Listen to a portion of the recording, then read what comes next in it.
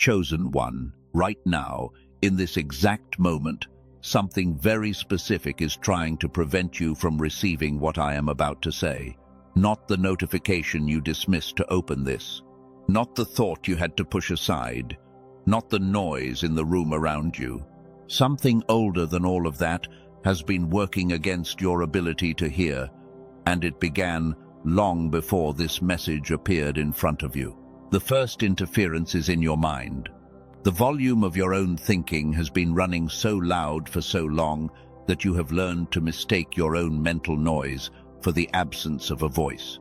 You have been sitting in a room where someone has been speaking the entire time, but the sound system inside you has been competing so aggressively that the voice has become indistinguishable from everything else you are carrying. God has not stopped speaking. The channel has become congested. The second interference is in your timing. You have noticed it. Every time something important has approached your life, a pressure has appeared alongside it, a demand, a crisis, something requiring your attention immediately on that specific day, at that specific hour. This is not coincidence. The enemy understands the architecture of divine delivery. He knows that a distracted receiver cannot collect what is being sent. He has studied your patterns. He knows exactly when to introduce maximum noise.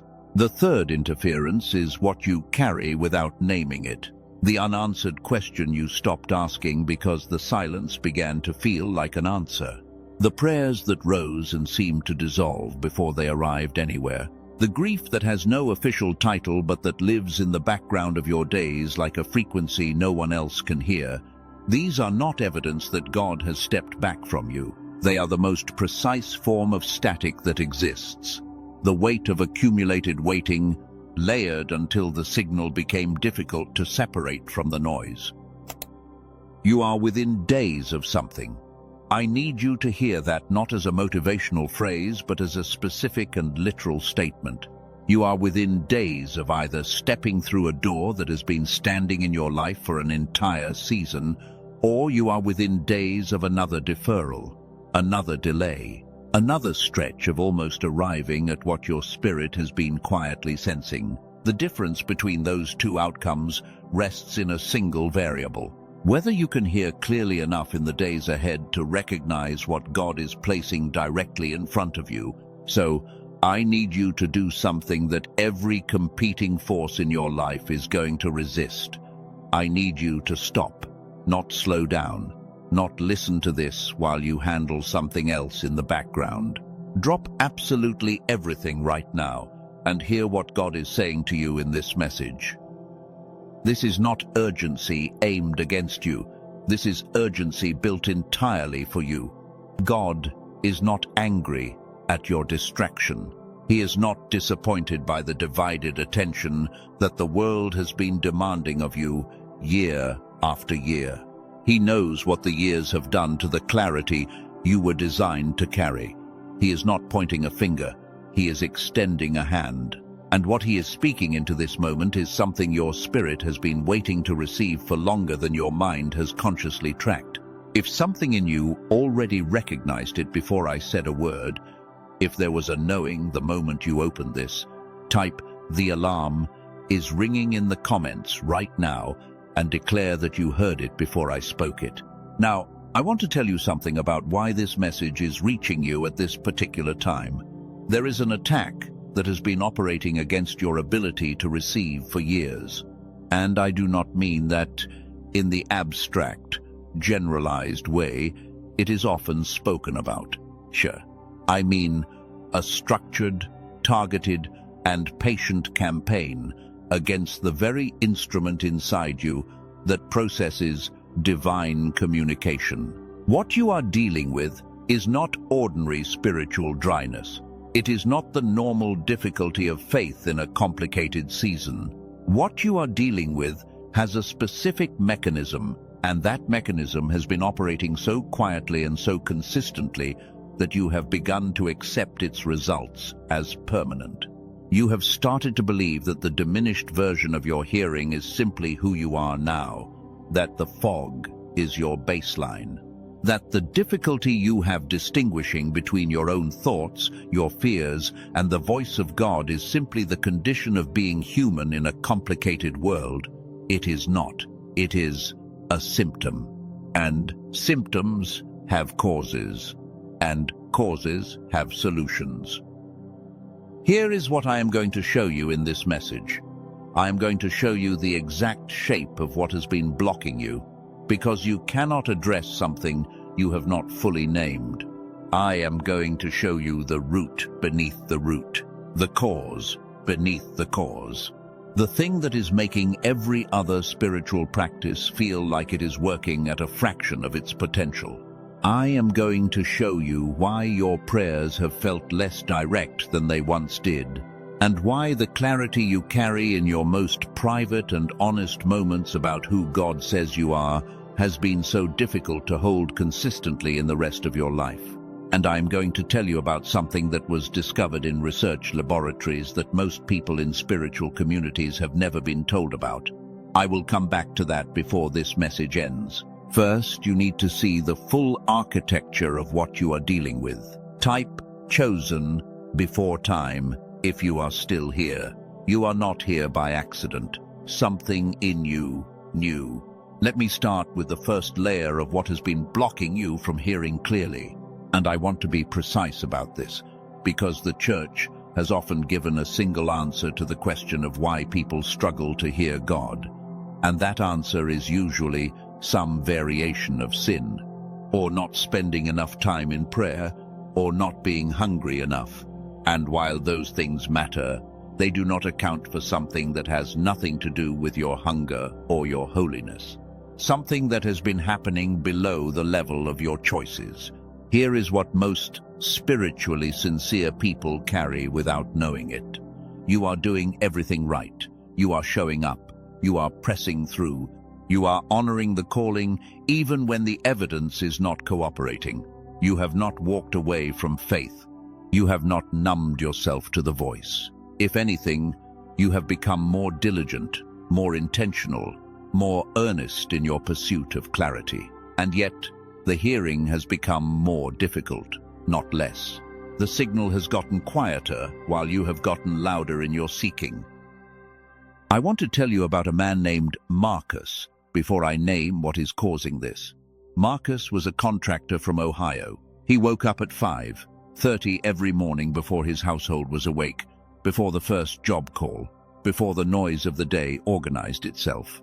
He had been doing this for 6 years. He pressed in faithfully. He was in the Word before the sun was up. And somewhere around year 4, he started noticing something he could not explain and was almost embarrassed to say out loud. The more he pressed in, the quieter the signal got. He told me he would sit there with his Bible open and feel like he was pressing his ear against a wall, certain someone was speaking on the other side, but unable to make out a single word. He had not lost his faith. He had not sinned in some disqualifying way. The receiver had simply been degraded by something he had no name for. What Marcus was carrying is what you are carrying right now.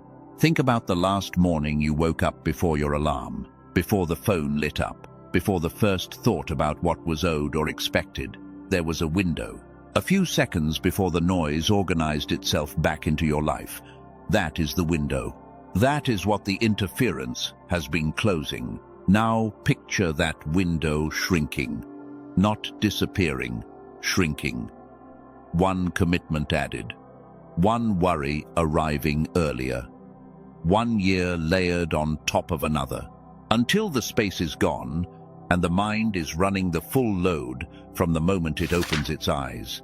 That is not a spiritual problem. It is the effect of a particular kind of sustained mental load, the kind that comes not from sinfulness but from the sheer volume of decisions, inputs, demands, and competing urgencies that the modern context generates in a single day. Your mind has been running a process it was never originally designed to run at this sustained intensity, and it has been running it for years without sufficient restoration. And that accumulated overload has done something to the receiving mechanism, something specific and measurable. something that sincere prayer alone, while essential, cannot fully undo, the same way that sincere effort alone cannot replace sleep. You have prayed about the fog. You have believed for clarity. You have declared it, received it in moments, and then watched it dissipate again within hours or days. Not because your prayer was insufficient, not because God withheld the answer, because what has been disrupted is operating at a level that prayer lifts the spirit above, but that the instrument still carries when the moment of prayer ends. The prophet Elijah understood what it meant to have the spirit willing and the instrument depleted. After the greatest spiritual victory of his life, after he took down the prophets of Baal, he collapsed under a tree and asked to die. He was not in sin. He was not faithless. He was emptied, and God did not rebuke him. God sent an angel with food and water and said, "The journey is too great for you." The condition of the instrument mattered to God. It mattered enough that heaven intervened at the level of the body before the prophetic assignment resumed. God did not skip the restoration. He insisted on it. You are sitting under that tree right now in a way that looks like ordinary life. And what you need is not more spiritual effort layered on top of a depleted receiver. What you need is what God sent to Elijah first. Restoration at the level of the instrument itself, so that when he speaks, you can hear the whole word and not just the parts that survive the interference. Type "I hear the call" in the comments right now if you have been pressing through the fog with everything you have, and if you know exactly what I am describing. Now I want to show you something about the nature of the receiving problem, because once you see its actual shape, you will understand why it has been so persistent, and you will understand why the specific thing I am going to tell you about later in this message is not an addition to your faith practice, but is a restoration of something that was always supposed to be functioning inside you. The human mind was not assembled by accident. It was designed with a specific architecture. Built into that design is a particular capacity that most adults in the modern world are operating without. Not because they chose poorly, not because they were not faithful enough, because the world around them systematically, gradually, and methodically suppressed it.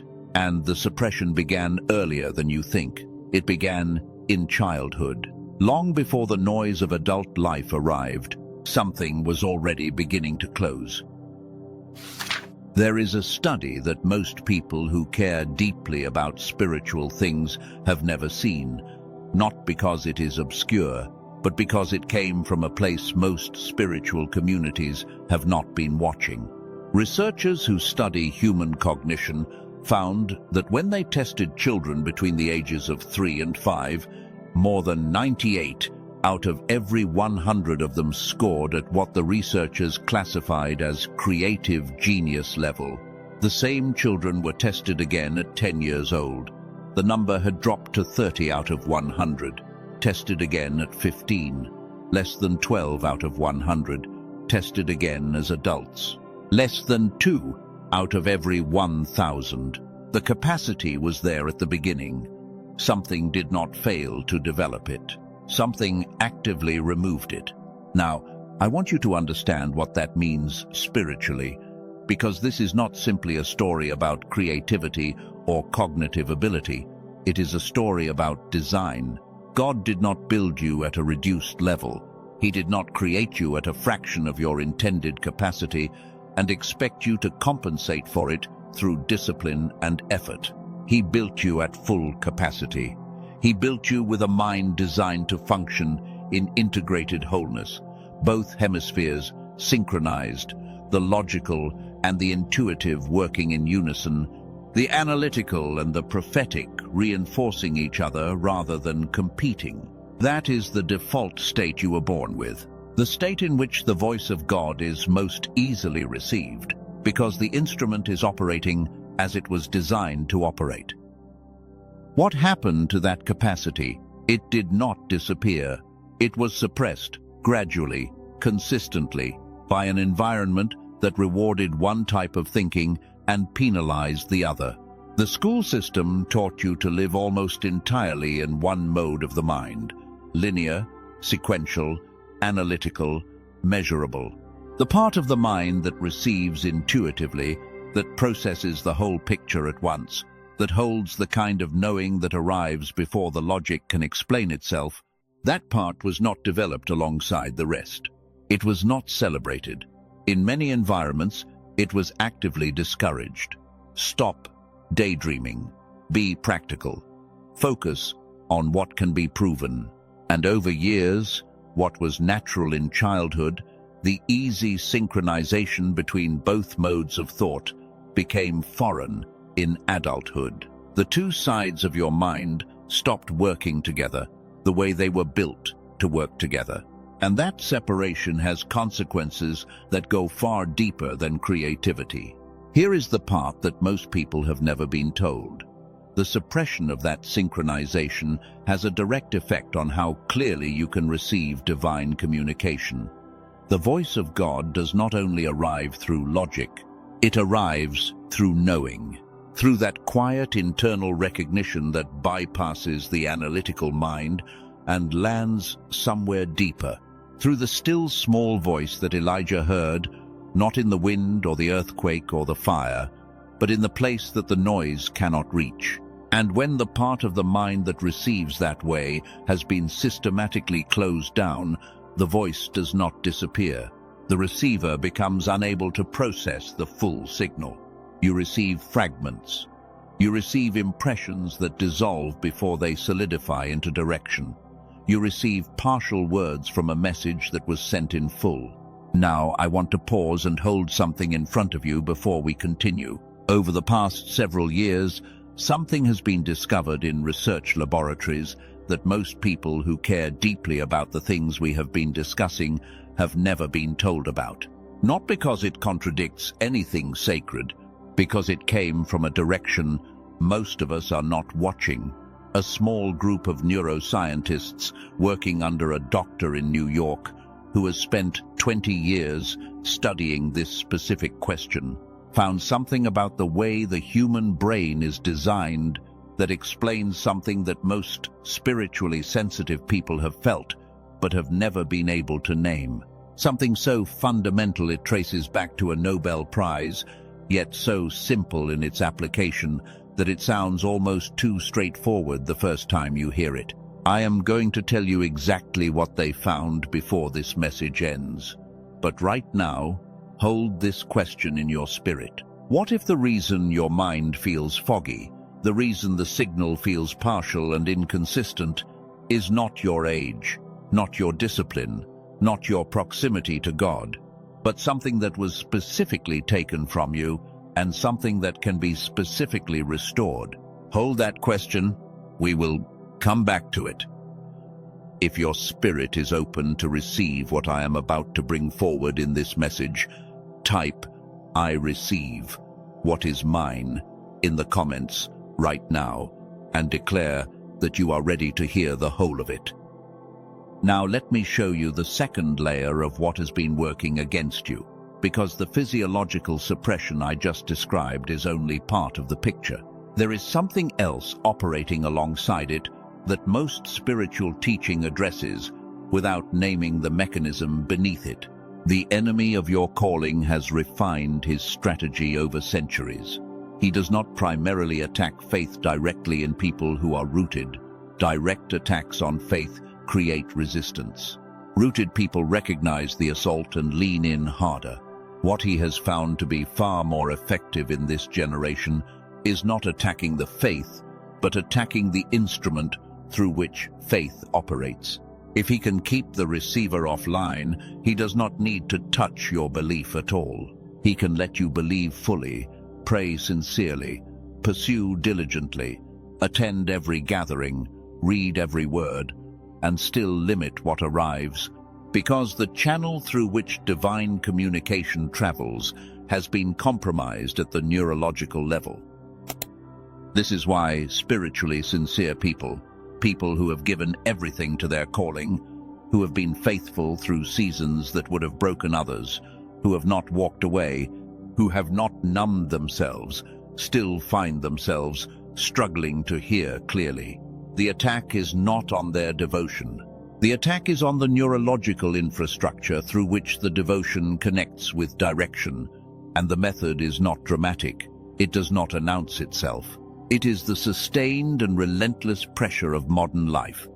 The volume of decisions, the speed of information, the constant low-grade urgency of a world that never stops demanding the next response. These are not neutral inconveniences. They are the primary mechanism of the interference in this generation. Your mind was designed to operate in a rhythm, periods of high engagement, followed by genuine restoration. The ancient design included Sabbath, not as a religious formality, but as a biological necessity built into the architecture of the receiving mind. What the modern world has done is remove the restoration while tripling the demand. And the result, in the specific place where divine communication is processed and integrated, is a static that no amount of additional spiritual input can override, because the receiver itself is too taxed to process the signal at full resolution. You are not failing to receive. You are receiving with a broken antenna. I want you to picture for a moment what your life looks like when the receiver is fully online. Not a future you have to build toward through years of additional effort. The version of you that was always supposed to be operating, the one that existed before the suppression, accumulated layer by layer. When the receiver comes back online, the way you move through a decision changes. You do not spiral. You do not lie awake, running the same calculations over and over until exhaustion settles the question by default. You go to your place of prayer and the answer arrives. Not always immediately, but with a clarity that is unmistakable when it comes. You recognize the voice. You know when it is speaking and when it is not. You are not confusing your fear with his direction. You are not mistaking your own desire for his instruction. The internal signal is clear enough to navigate from, because the noise between you and the voice has been addressed at its source. Something else shifts when the fog lifts, not the fog of difficult circumstances. Those remain and are worked through. But the fog of the mind itself, the one that has been sitting between you and the fullness of what God has been trying to show you, that clears. And what you find underneath it is not something new. It is something original, the way your mind was before the suppression accumulated. The full instrument functioning the way the builder designed it. The hearing restored to what it was in the beginning. The version of you operating at full capacity walks into your relationships differently. Because you are no longer depleted by the static, you are not spending your relational energy managing the noise inside your own head, while simultaneously trying to be present for the people who need you. You are actually there. Fully there. The conversations shift. The ones who are meant to be in your season find you more accessible because you are no longer obscured by something that was never supposed to be there. A woman named Rachel, who had been leading a small congregation in rural Georgia for 11 years, came to a moment where the sermons were accurate, but the live signal felt distant. She sat down one Sunday morning before the service, looked at her notes, and realized she could no longer feel the thing that used to drive her to the pulpit. She could reach for the theology. She could access the framework, but the live signal that had been so immediate in the early years had become faint. She concluded this was simply what maturity looked like. She was wrong about the cause. When the receiver was restored, the first thing she heard was not a new assignment. It was a confirmation of what he had told her in the beginning. As if the message had been waiting patiently in the air for the channel to clear before it could fully land. The word was not new. The receiver was. I want to tell you about a young man in a text that most of you know. Samuel was a boy, serving in the temple of God, under the priest Eli. The oil lamp in the temple had not yet gone out, which means it was the hour just before dawn. the last deep stillness before the world began its noise again. And in that darkness, God called him by name. Samuel heard the voice and ran to Eli, thinking the old priest had called him. Eli sent him back to bed. God called again. Samuel ran to Eli again. 3 times this happened before Eli understood what was occurring, and what the text says in that moment stopped me when I read it carefully. It says, Samuel did not yet know the Lord, meaning he did not yet know his voice, not because he was far from God. He was sleeping in the temple, as physically close to the presence of God as anyone in that story. But he had not yet received the training to distinguish the voice from everything else he heard. And what God did was not rebuke him for the confusion. He called again, and when Eli understood, he gave Samuel one instruction. When you hear it, say, Speak, Lord, for your servant hears. Not speak because I am ready. Speak because I am positioned. The posture was the preparation. You are in a Samuel season, not far from God, inside the temple, pressing toward the voice. But something about the way the voice arrives has not yet been fully decoded in your hearing. Not because of your faithfulness level, because the instrument needs the same thing Samuel needed, a moment of recognition and repositioning. There is a name for what you carry that most people who have tried to describe you have gotten partially right. You are not simply a believer. You are a signal carrier. The kind of person whose sensitivity runs deep enough that when you are operating at full capacity, people around you receive something they cannot fully explain. Something settles when you enter a room. Something clarifies when you speak. That is not your personality alone. That is your design, and it only operates at its full weight when the instrument is synchronized at the level it was built to function. The signal carrier cannot carry a signal they cannot first receive, and right now, the signal you carry is real but incomplete, not because God is sending a partial signal, but because the instrument is processing below its designed capacity. When that is restored, what flows through you to the people around you shifts, not in theory. In the lived reality of every conversation, every room, every relationship that has been waiting for the full version of you. I know some of you are holding a reasonable question right now. You have received words about restoration before. You have pressed in, believed, declared, waited, and the cycle has repeated. Why is what I am pointing toward different from what you have already tried? That question deserves a direct answer. What I am pointing toward is not a different prayer posture, not a new spiritual discipline, not a declaration or a decree. It is a specific neurological restoration that operates at the level beneath all of those things. At the level of the instrument that every practice flows through. And when the instrument is restored, every practice you already do becomes more effective. Not because the practice changed, because the receiver it flows through is now operating closer to its designed capacity. If you are still here and that landed somewhere honest in you, type deep, not late in the comments. Because the fact that you are still in this message, past the places where most people left, is not persistence. It is recognition. Now, here is the question I want you to sit with for just a moment. Why does knowing all of this still not produce immediate movement? Why does the insight stay as insight and not become the thing that changes everything? You have understood things deeply and still felt stuck. The answer is not in your mind. It is in a place you have not fully looked yet, and I want to show you exactly where that place is.